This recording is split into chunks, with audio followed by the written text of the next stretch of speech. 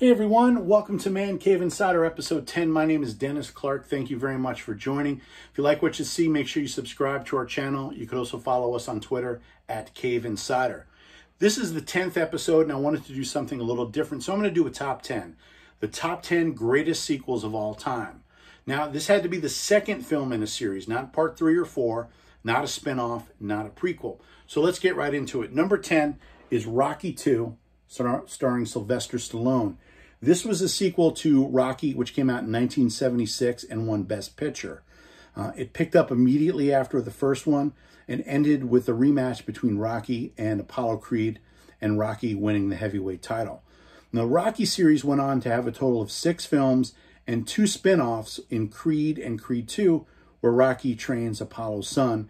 Currently, there's 2 movies in development, Creed 3, which Stallone said he's not going to be a part of, and a possible new Rocky movie where Rocky trains an undocumented immigrant. So it remains to be seen, but there will be future installments of the franchise. Number 9 is Superman 2. Now, Superman the movie came out in 1978, was directed by Richard Donner, starring Christopher Reeve in the title role. Now, Superman and Superman 2 were being shot at the same time, and much of Superman 2 is directed by Richard Donner.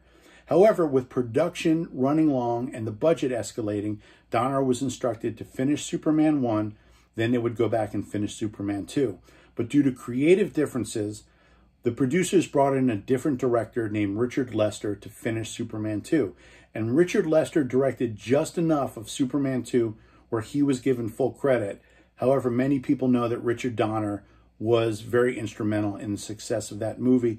And it was actually a Richard Donner cut of Superman 2 released on DVD and Blu-ray in 2006. Now, number 8, Star Trek II, The Wrath of Khan. Now, the first movie, Star Trek, the motion picture, left a lot of people flat when it came out in 1979.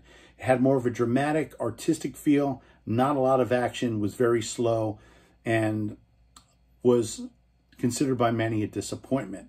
For Star Trek II, they hired producer Harve Bennett to come in. The first thing he did was watch all of the episodes of the original Star Trek series and decided to base the sequel on an episode of the show called Space Seed, featuring Ricardo Montalban as a villainous Khan. What resulted is one of the greatest villains in film history, one of the greatest sequels in film history, and revived the franchise. Star Trek to date has had 13 films, 7 series, and there's more in development.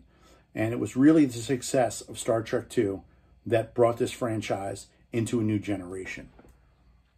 Number 7 is The Road Warrior. This is a sequel to Mad Max, starring Mel Gibson and directed by George Miller. Now, the movie was a tremendous success in its home country of Australia and was a moderate success worldwide. When the sequel was made, the producers decided to title it The Road Warrior instead of Mad Max 2, The Road Warrior in other countries, so people could view it as more of a standalone film. It had a bigger budget, it had more action. It's to set the standard for many post-apocalyptic type movies that have continued since.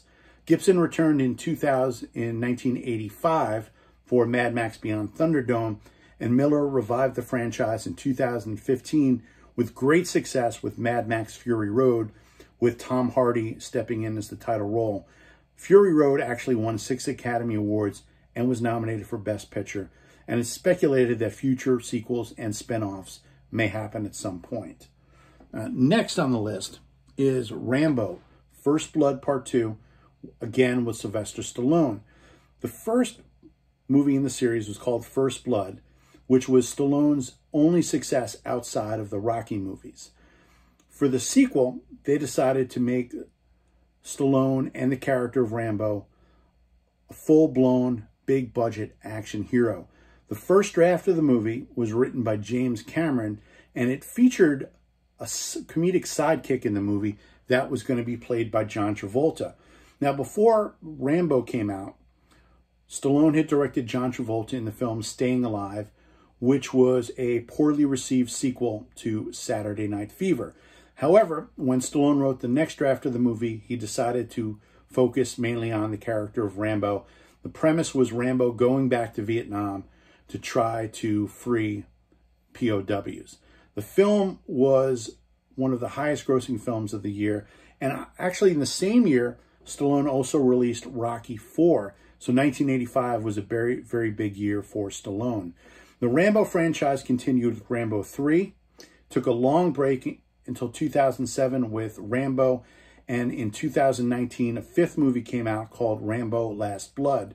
Now, that was considered by many to be the end of the franchise. However, it did leave the door open for a possible sixth Rambo film.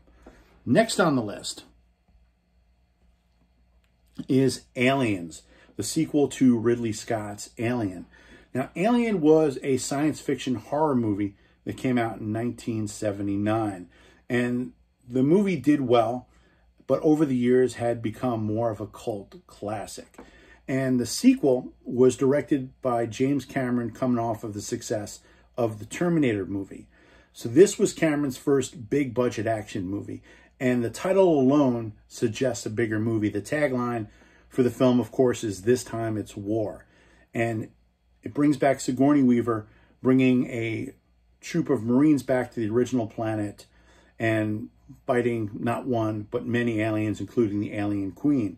Now, Sigourney Weaver actually got a Best Actress nomination for this movie. Now, if you think about an actress getting a nomination for a science fiction movie, a sequel, an action movie, it was at the time practically unheard of, and it was a great achievement. There's been many Alien movies since then, and while they've been successful, they're still all trying to capitalize on the success of the second movie. Next on the list is The Dark Knight, which was the sequel to 2005's Batman Begins. Now, the original Batman anthology started in 1989 with Michael Keaton in the title role, and it ended in 1997 with Batman and Robin with George Clooney. The poor reception of Batman and Robin was a big indication that future Batman movies were going to have to take a different direction. Now, one thing that was never done in the original Batman series was an origin story. So Christopher Nolan was brought in to direct Batman Begins, starring Christian Bale in the title role. The film was a huge success, and the ending teased the return of the Joker. And 3 years later came The Dark Knight, with Heath Ledger playing the Joker. Now, following up Jack Nicholson's Joker was a very tall order, but as we all know, Heath Ledger knocked it out of the park in this. He even won a Best Supporting Actor Academy Award for playing the movie. Now, The Dark Knight is not regarded as not just a great Batman movie, not just a great comic book movie, not just a great superhero movie. It's a great movie. It's a great crime drama, and was one of the top 5 highest grossing movies of all time when it came out. Christopher Nolan concluded his trilogy with The Dark Knight Rises 4 years later, and there's been other incarnations of Batman with Ben Affleck, and coming up, Robert Pattinson taking on the role. But it was The Dark Knight that set the standard for what a great Batman movie could be, and is still regarded by many, myself included, as the best Batman movie of all time. Number 3 on the list is The Godfather Part 2, which came out in 1974. Now, the first Godfather movie came out in 1972 and was based on the book by Mario Puzo. Godfather 2 came out 2 years later and was a completely original story that was conceived after the success of the first movie. It was written by Puzo and Francis Ford Coppola and was basically 2 movies. It had Robert De Niro as a young Vito Corleone and his ascent into power in New York. And it also dealt with Michael Corleone and his fall as the head of the Corleone family in 1950s Nevada. Regarded by many as a better film than the first one, this also won Best Picture. It was supposed to be the end of the franchise, but 16 years later, they released Godfather 3 in 1990. While considered by many not as good as the first 2, Godfather 3 still was nominated for Best Picture, and Andy Garcia as Vincent Corleone got a nomination for Best Supporting Actor. Now, in the early 2000s, Coppola announced that they were going to make a 4th Godfather film, and it was going to be similar to Godfather 2, and there was going to be two different storylines. The first was going to be dealing with the rise of the Corleone family and center around a young Sonny Corleone, which was played by James Caan in the original. Leonardo DiCaprio was set to play the young Sonny Corleone. The other half of the film was going to deal with Andy Garcia's character and the fall of the Corleone family. However, within a couple of months of announcing a sequel, Mario Puzo passed away, and Coppola did not want to make any more Godfather movies without Puzo. So Godfather 4 never came to pass. Number 2 on the best sequels of all time is Terminator 2 Judgment Day.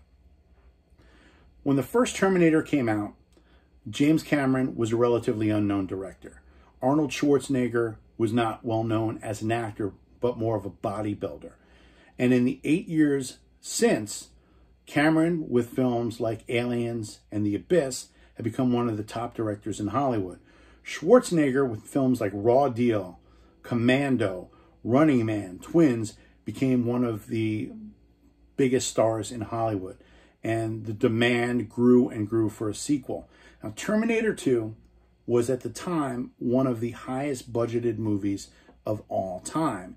It pushed the envelope with special effects, being one of the first films to utilize many CGI effects with the liquid metal evil Terminator. And because of the popularity of Schwarzenegger, he was cast as the good guy in this movie as opposed to the villain in the first one. Now, there's been 6 Terminator movies total. 4 came out after this, and all of them have been trying to chase the success of Terminator 2. Now, there have been other good Terminator movies since then, but none are regarded as highly as Terminator 2 Judgment Day. Now, this brings us to the number 1 sequel of all time, which is The Empire Strikes Back. Star Wars in 1977 changed the way movies were made, changed the way movies are marketed, changed the way movies were viewed. And a sequel to the greatest movie of all time was a monumental order.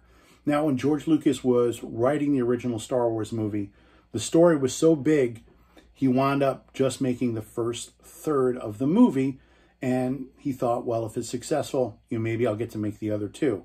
The deal he signed with 20th Century Fox gave him full creative control over any sequels. Now, hearing that now, it seems crazy, but at the time, the studio thought nothing of it because there was low expectations for Star Wars. Now, for the sequel, they upped the ante in everything, not just special effects, but in story, in drama.